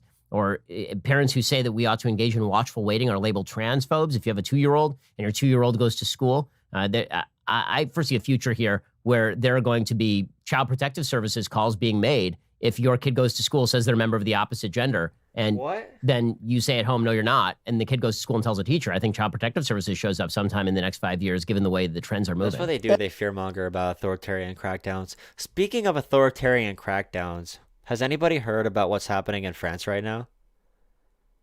That's already happening. And in fact, this is probably the most egregious example of gaslighting today, is what's happening to. How does this work? How does Twitch work? Hey guys, everyone go on Twitch so I can get an average of 5 viewers so I can get affiliate on Twitch. I'm kidding. To these parents. So they will have this is such a horror to parents because they're being lied to and backstabbed by everyone. So the teachers will lie to their faces about what's going on at school. They'll let the child. So in France, if a teacher shows a kid something that the kid thinks is like insensitive and the parent thinks is insensitive, it's now a crime to bring that issue up to the teacher. It's a literal crime. So if a teacher shows something that's like really insensitive and like really weird, and the parent goes and complains about it and says, please don't show my kid this, that's actually a federal crime now in France. If you were recently nationalized in France, if you recently got citizenship, and you do that, they can revoke your citizenship and send you back, deport you. And this is based off of all the Islamophobia in France following a series of terrorist attacks. And we all know that stuff doesn't prevent terrorist attacks. If anything, that makes the climate worse. It makes it easier for radical Islamist groups to radicalize people if you do crackdowns like that. And what else did France do? They said that there is cultural Islam taking over France right now. Cultural Islam. Or no, it's political Islam, which they're basically saying, yeah, they're going crazy. Oh, what's the other crackdown they had today? I'm going to do a stream on it this week with another video YouTube guy. And by the way, I think tomorrow I'm talking to Left Done, or Socialism Done Left. We were supposed to yesterday, but he said his stomach hurt. So I'm going to take his word on that. Child renamed himself and let him use the opposite sex bathrooms, never telling the teacher that they've officially changed him or her with regard, within the school. The therapist lied to the parents. The social workers interfere. The doctors will supply medicine without the parents' permission. I mean, these parents are so attacked, and as you said, their friends consider them transphobes and whatever. Them, I think. I mean, the sanctity, autonomy, and integrity of the family is so under assault on this issue. And it all comes back around to the integrity of the family. Calls from parents who say, I'm terrified of losing custody, but listen, I know my kid. I only spent, 100,000 hours raising her. I know her. Leftists. I'm a political progressive, but this doesn't seem right. It came out of nowhere. And I'm supposed to trust the judgment of a therapist who spent one 45-minute session with her and claims to know her better than I do? It's really horrifying. I want to get on a debate show. I hope you enjoyed that clip from the bed. I did not enjoy. Oh no! Don't lead me somewhere deeper. I don't want to go deeper. France is going crazy. I have had calls from parents who say Macron has always been center right, like typical law and order neocon, but now he's going complete fascist with his lockdowns. Vosh internship. Is there something interesting to do a video on? I need a video for tomorrow to post, but I can't find one. Let's see. MSNBC whistleblower. Biden's cabinet full of deficit hawks. I'm not surprised about that, by the way. It's kind of what you get. Okay, why does it say my stream bitrate is too high?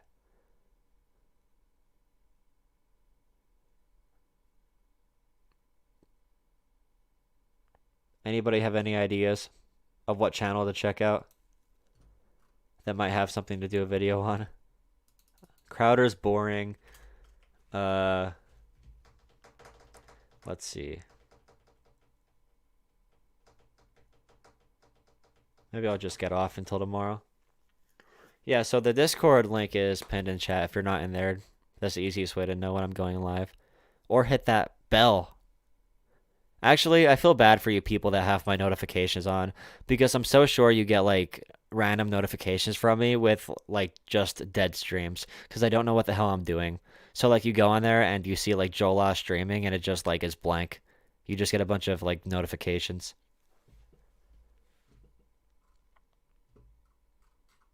Did Joe Rogan do anything interesting?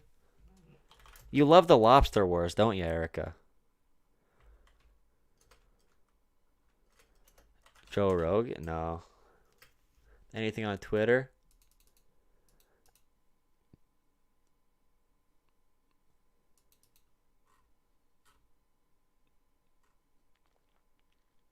COVID vaccine. CDC should warn people the side effects from shots. Ooh. CDC should warn people the side effects from shots won't be a walk in the park.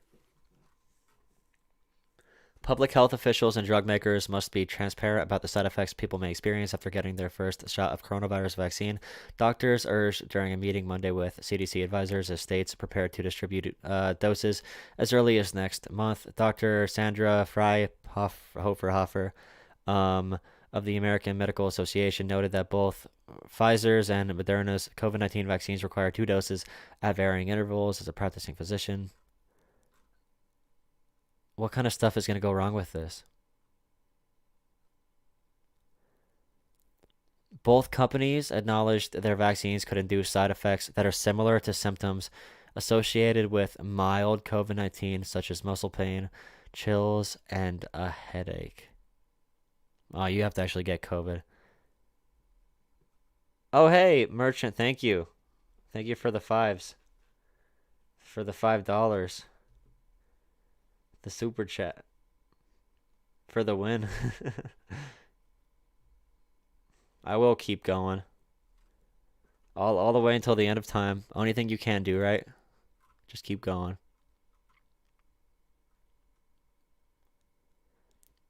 You sent me something on Twitter? Like right now? What is this? 3D printed guns. Is that gonna be like bad? Can I get in trouble for this? Wait, if we get censored, I don't want to get censored off YouTube. Okay, I'll watch. Let me just look at the comments quick. Let me just see what this is. Plastic defense. Illegal 3D printed firearms in Europe and decentralized network behind them. Robust. They don't blow up in your hands. That was an issue with the 3D printed firearms before they would blow up in your hands. SMGs. You need pretty big ones, right? Showed us how a 9mm. Okay. Ammunition. Ooh.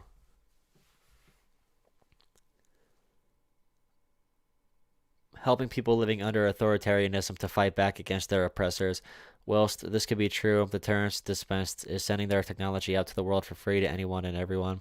It's totally unregulated if it gets into the wrong hands, which... Okay, this is going to get me on a list. By reading this, I'm going to be on a list somewhere. I'll read this a little bit later. Thank you for the link.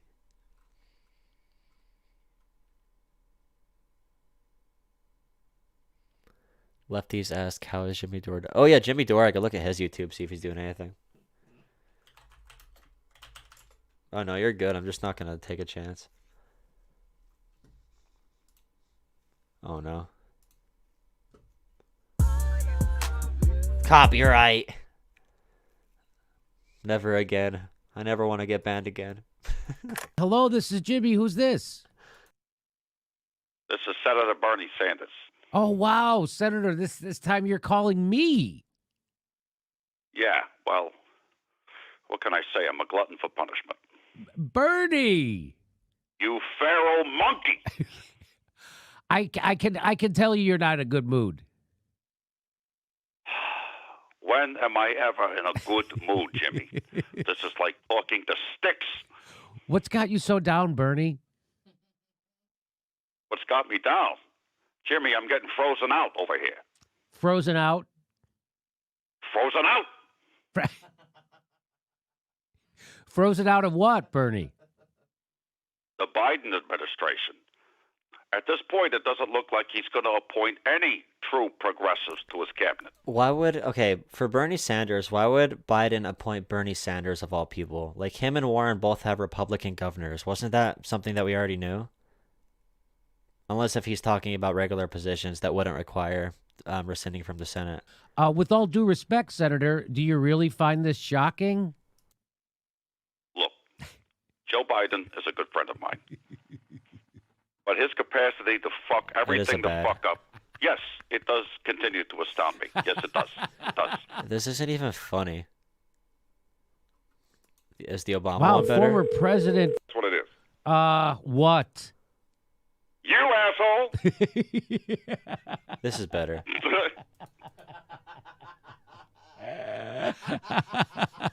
Yo, shout out to the people watching on Twitch to get my Twitch You think numbers me? up. Listen up. You and people like you have created a situation in which large swaths of the country genuinely believe that the Democratic Party Twitch is is cool. a front for a pedophile ring. You got that wrong. I think they're a front for Wall Street. Well, the thing with Twitch too is the subs for Twitch, they take half of everything. YouTube takes 30% of everything, which is a lot better than half. But Twitch is better for streaming, of course, but it's harder to grow on there unless if you have Oh, friends. like that's better? Come on, man. Like, You folks need to stop it. Yo, You need to Erica, unite with the people who don't give a shit about you, so we can defeat Republicans who don't give a shit about you. But not in a way that might upset them. Understand? But how? We need gatekeepers to protect folks from the disinformative internet. You know, from bad thoughts and stuff. Like when you were in Catholic school and the headmaster told you to stop thinking about fun. Wow, you really hate the internet, huh, Barack? It used to be great back when only nerds and missile launchers used it. But now everybody's on, and they all want to say shit. That's why we need gatekeepers. boring. But who decides who gets to be the gatekeepers? Gatekeepers. We set up a department of gatekeeper folks, the DGF. And those folks organize ancillary gatekeeper folks who gatekeep on the lesser gatekeeper folks. No, not friends. I mean like streamer friends. If you have people who are like bigger streamers that could have you on their channel, or if you connect with somebody on Twitter or something that'll have you.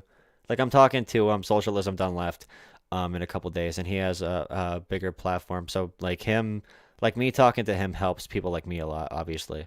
So you have to be able to do stuff like that, you know. He's pretty, I don't know, Barack. The pretty cool. Department of I think Gatekeeper he. folks. I don't know if it they kind of go by sounds they or not. authoritarian, no?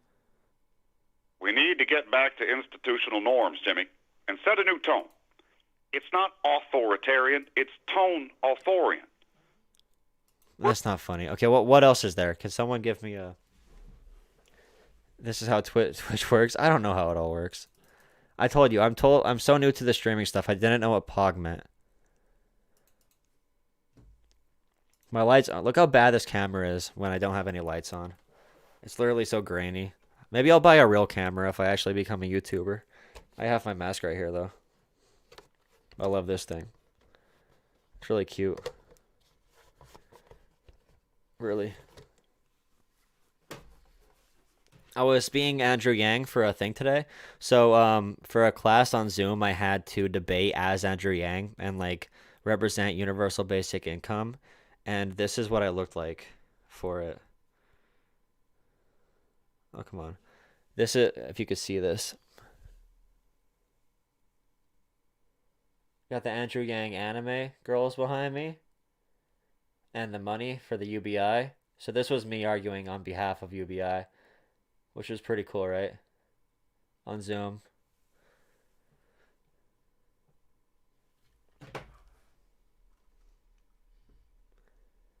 I was going to prank call the Trump voter hotline. So that's how Twitch works. This feels weird seeing those Twitch emotes. I'm not used to that. Like that stuff right there.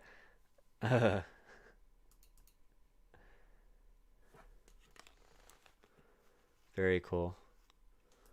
Alright, can someone tell me a channel to look at? I need something for content. Or whatever they say in the streaming world. I always forget people's names.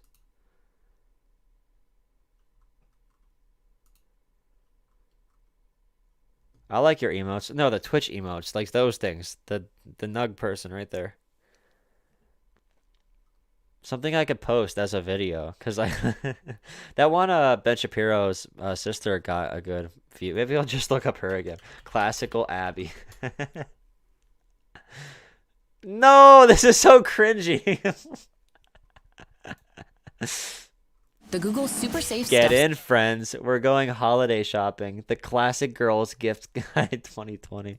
Secure, also known as the 5G Google Pixel with the Titan M chip. Do you gamble, Mando? Now the more people are on Twitch. Oh, that's Erica right there. Oh. Okay. Classic crew, and welcome to today's video where I'm going to be sharing the Classic Girls Guide to Gifts. No. So the holidays are almost upon us. This week is a really good week to go shopping for Christmas, for Hanukkah, for the holidays. So I figured I would put together a list of ideas for you guys to help Hey, do you think I can make some people mad by saying happy holidays for this Christmas? Or for these holiday seasons? I get so many people mad when I say happy holidays. It's hilarious. some inspiration for what gifts you might want to give to your friends, your family, and your loved ones. And I absolutely love buying gifts for people. I love figuring out what's going to make them really excited. Love having it here. My husband bought it for me on Amazon. I think it's about $150. There are some cheaper versions. It has different modes, it has brightness levels, and it's all LED, so the bulbs aren't going to go out, which is fantastic.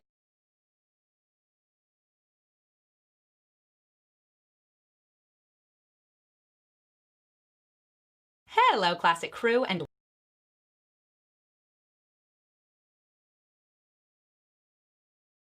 I was muted. I love doing that. Men, stop hooking up. A Jewish wife talks about sex. Imagine. welcome to today's video, Talking about where we're yourself going in to be this talking third about person. why men should stop hooking up. Oh no. Oh no. I did a video entitled Ladies, Stop Hooking Up a few months ago. After making that video, many angry people said that I had different standards for men and for women, that I thought men could sleep around while women should wait. Here's the deal. Both men and women should stop hooking up. Honestly, if everyone could just wait until they got married, the world would be a much better place. So men, here's my advice to you. Stop hooking Hey, up. by the way, back in the day when they didn't hook up, they literally just got married at like 20 or 18. In many ways, not hooking up is harder for men, and it's a lot harder to get across to them why it's bad for them. There appear to be only positives and upsides to it because the immediate negative consequences aren't as obvious. But just because you can have sex in a way that seems like it's carefree, doesn't mean that's actually the case. You might think that you'll have street cred if you sleep with a certain number of women. Okay, this That's is just a bunch gonna of be lies. First this is just gonna be a constant stream of projection by her. of all, sleeping with a certain number of women to prove to your male friends that you can keep up is a useless endeavor. The same guys who care True. or would be impressed with your number are the same guys who don't deserve your respect in the first place. And at the end of the day, it won't True. make people like you. It will rot your relationships and poison your friendships. Being confident in who you are, personable, fun, and charming, will make you cooler and more popular than any number of women that you sleep with would. Second, a good woman would love to be with a man who saved himself for marriage and for her. A good woman. If you're a good woman, you will follow the fundamentalist Jewish guidelines. I love the pictures of her like wearing something provocative. And it says like, I don't think your Jewishness would allow you to dress like this, Abby. She will know that you take sex seriously enough to wait for the right person. There's a male fear that if you're a virgin, it would indicate that you have no appeal or that you're bad at sex. That's not the way it works. A woman won't think that no woman would sleep with you. She will think that you had options and still made the harder choice. Good women want a good man. And if you're confident in your choice to wait until marriage, it will only reflect well on you. Plus, when you get married, now you get to learn how to have sex together. And that's a beautiful opportunity for you both. And hopefully, since you'll be married your whole lives, you'll have plenty of time to figure out how to have a great sex life. Third, having multiple partners before marriage does not add to your relationship. It opens the door to comparisons, jealousies, and other drama, especially if one or both of the partners has a history of no strings attached hookups. And even though those feelings can be dealt with, it's easier when they're not there to begin with. You might think there won't be any consequences regarding pregnancy if you sleep with someone because, hey, you're a man. Guess what? You are responsible for the child that you helped to create. Wait. We're getting people pregnant now? I didn't know we're talking about pregnancy. The one carrying it. And that child will change the course of your life. And choosing to end that child's life through abortion is not a solution. You will still carry the death of your unborn child What with you, the taking the life of your Okay, own this child is so that this is weird. This is twisted. you can continue to sleep around promiscuously. This went from like if you're a classic woman, if you're a good woman, you won't like a guy who sleeps around to like if you abort this fetus, the constant weight of its soul is going to be on your shoulders forever. And if you sleep around, you will die in pain, in vain, and suffering, and not make it to heaven. Is a horrific way to live. You might think that you won't catch feelings if you sleep around. Even if you don't catch feelings, you're training yourself to think of sex as no more than a physical act. You are training yourself to view it as eating or going to the bathroom or any other physical need Eating you or just going have to the fulfill. bathroom? You are losing all of the more important and beautiful aspects of being intimate. Also, you are sleeping with another person, and it's not all about you. You might be leading this woman on or giving her the wrong idea, and that's just plain wrong. You might think that you just like sex and you want to do it no matter what. STDs, pregnancy scares, hurting women who actually care about you, treating sex like a compulsion, and losing out on the opportunity to meet the right woman isn't fun. Hooking up is wasting your time. It's like endlessly scrolling on Twitter, swiping on Tinder, or playing video games mindlessly for hours on end. But I you like are video titillating games. yourself for the surge of dopamine that takes meaning out of your life. I mean, that's not wrong, but honest. Getting married is one of the most important choices you can make in nope, this is wrong. your life. It sets you on the path of meaning. It's vindicating to love and be loved by someone Nope. who you would give everything to Nope. and who would do the same for you. People think of marriage as something for the future. They say they're too selfish to get married or too immature or they're just not ready for Cheat code. This is why conservatives are so for child marriage, right? So they can such a huge commitment. You may have used these excuses yourself or like you right when they definitely turn 18, you need to get married. You need to get married right away. This is what happens when you say stuff like this, isn't it? Like if you don't teach about sex ed or whatever, aren't those the areas like in Utah where they have the most teen pregnancies and STD issues because people don't know what the hell they're doing, or they just like rush into marriage, so they have the freaking get out of jail free pass from God? I heard a friend say them. But here's the truth. You don't flip a switch that tells you that you're ready to get married. You don't flip a switch at 30 or when you've slept with a certain number of women or at any other life milestone and know that it's time for you to settle down. Your own mentality and the choices that you make are the only things that can prepare you to get married. You have to take the steps to make you capable of marriage. And that starts with stopping hooking up. Because hooking up doesn't just stop you from moving forward. It actively moves you back. Now, here's the thing. Sex is awesome. I can say that as a married woman. But sex before marriage sucks. Even if you want to say it's fun, it means nothing, leads to nothing, and prolongs those relationships that don't have a future. Having sex before marriage is irresponsible and sad. Don't lose out on the women. It's sad. It's not just irresponsible. You're not just carrying the weight of like dead fetuses on your shoulders. It's sad. Who you might actually have a future with by casually sleeping with the women who you know are not right for you. Don't lose out on what sex can really mean to you by bringing sex to its basest level. The more you treat sex like another bodily need, the more difficult it will be for you to turn it into something more when you really love someone. Some feminists say that women should act more like men and hook up in the same way that men do. But here's the truth. Men should act more like women. Treat sex with the respect it deserves. Don't waste your time sleeping around and treating sex like it's just another bodily need. Don't waste your time sleeping around instead of finding someone to spend your life with and actually moving your life forward. Don't waste your time sleeping around and becoming a stagnant version of yourself who doesn't grow or change, but instead stays treating sex like a cool new toy instead of a God-given gift. Marriage doesn't just happen to you. It's something you build your life towards and prepare yourself for. Hey, shout out to and her. Shout out to her though.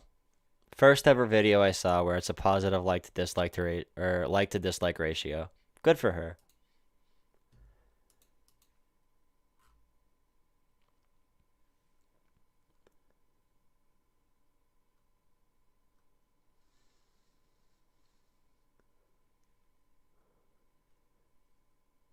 Well, someone commented saying, "Why am I watching Abby Shapiro when there's bigger things going on?" And I'm like, well, sorry. I don't know. I'm not going to spend 24/7 talking about COVID. Which, by the way, COVID right now is the leading cause of death in America. Yeah, I don't know if you guys saw that little tidbit.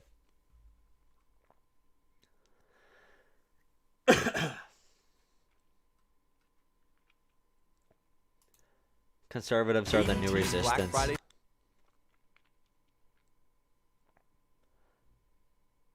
Conservatives are the real resistance. Hello, Classic Crew, and welcome to today's video where I'm going to be sharing highlights from my speech, Conservatives are the New Resistance.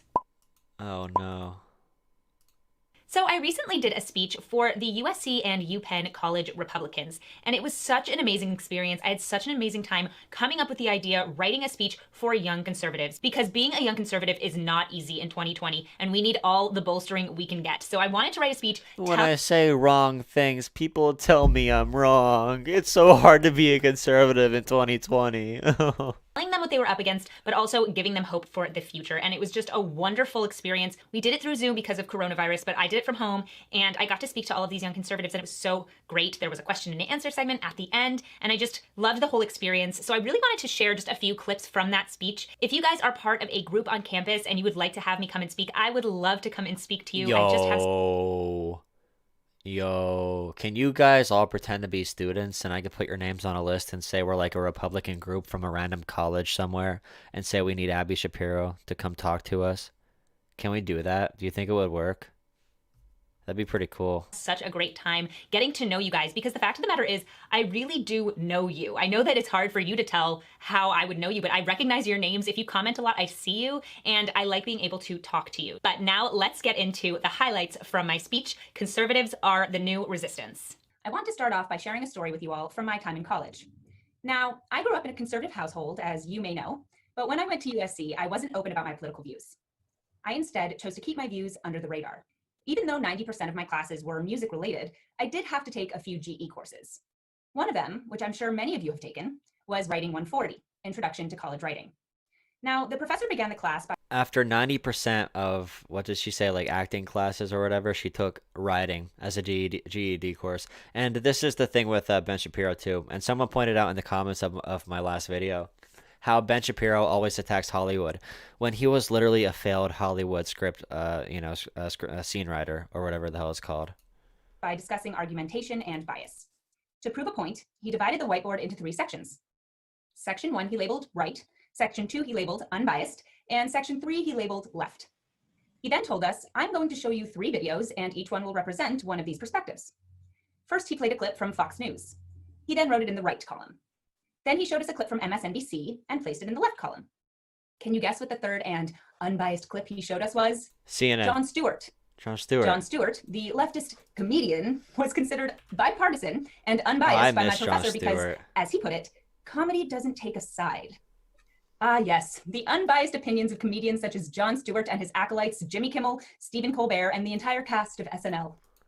I remember sitting in that classroom completely dumbfounded as my classmates nodded and wrote down the false information taught to them by the professor as if it were fact. Okay, I don't believe her. I don't believe that a professor literally said, all right, guys, MSNBC, left. Fox News, right. Center, Jon Stewart. I just don't believe that.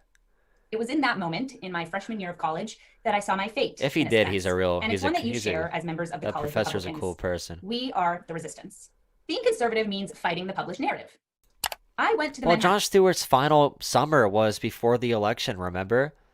Like, he's actually the person that turned me on to Bernie Sanders originally when I was a 16-year-old watching the election. Because, by the way, I'm only 20 now, although you don't believe me. School of Music for my master's degree and professional study certificate.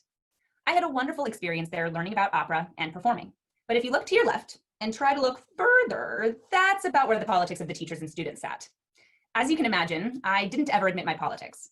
The left will tell you that conservatives run the media. We are the mainstream, and that leftists need to protect their right to speak from us while taking away our right to speech because we are, of course, racist, bigot, homophobes. What's that one principle called? In order to maintain tolerance, you must be intolerant to intolerant people. It's like a paradox. If you are tolerant, you cannot tolerate intolerant people. Has social media on its side.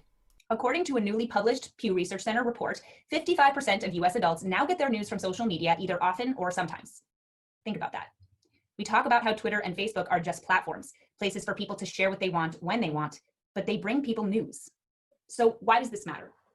Just a few weeks ago, Twitter and Facebook prevented the sharing of a New York Post article about Hunter Biden just because they didn't want you to read it. It is entirely clear that conservatives Does are anybody know when Destiny is supposed to go on Tim Pool with Alex Jones? Because that's definitely something I want to be able to stream. So I need to make sure my schedule is clear that night. I didn't want you to read it. It is entirely clear that conservatives are not mainstream because conservatives can be canceled at the drop of a hat. You say the wrong thing, you're canceled. Not a wrong thing, the wrong thing. And what the wrong things are can change faster than you can say boo. The narrative will tell you that conservatives are limiting free speech. They fear President Trump because he has called out the media time and time again for their fake news and their leftist skew. But who is the one limiting free speech? The left. The Facebook and Twitter debacle I mentioned earlier is just one example of limiting information. But the left wants you, Twitter's not the left. Twitter's a corporation. Conservatives to shut up. They want to control anything they would term hate speech. They want to control what narrative people are reading. They want to control it all. And they want to do it on their terms with no input from the other side. You have to know your stuff. As young conservatives, you have to know your positions inside and out. Or at least be willing to admit that you don't know, which is fine because conservatism is about humility. We can admit we don't know because we understand that knowing how things work is hard and knowing everything is impossible. And it's dangerous to fool yourself into thinking you or anyone can do it. Being liberal comes with lots of bells and whistles. You get to say that you're part of a revolution. You get to scream and cry, and people will take that as an argument because you're fighting injustice. You get to pose nude on the street facing a line of police officers and call that brave because it's a powerful use of womanhood to fight patriarchal oppressor institutions like the police. With Kajabi, it's easy to take the knowledge you already have and turn into a... She's boring. I'm going to end this stream for tonight because I have nothing else to talk about. Tomorrow, I guess... Oh, yeah. Leftism or socialism done left. Either tomorrow I'm going to be talking about policy with socialism done left or about fascism in France with what's bothering me. So I'll talk to you guys then tomorrow. Discord link is in the YouTube chat if you're not there yet. But yeah.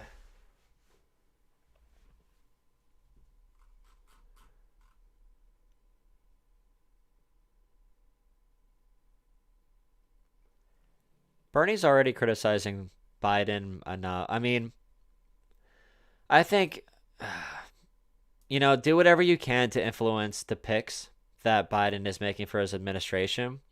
And then once Biden is in office and starts failing, that's when you attack him.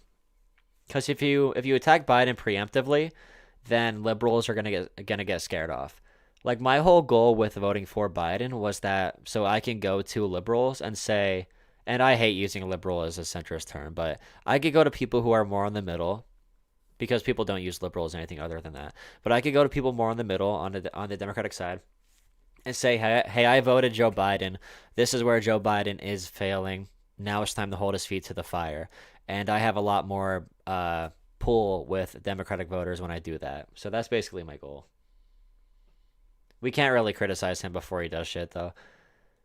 And even if he makes really bad war hawk appointments or like anti-climate appointments, we can't really use that against him because people don't know anything about politics. These names don't mean anything to people. We have to hit people, where it connects. All right. Have a good night.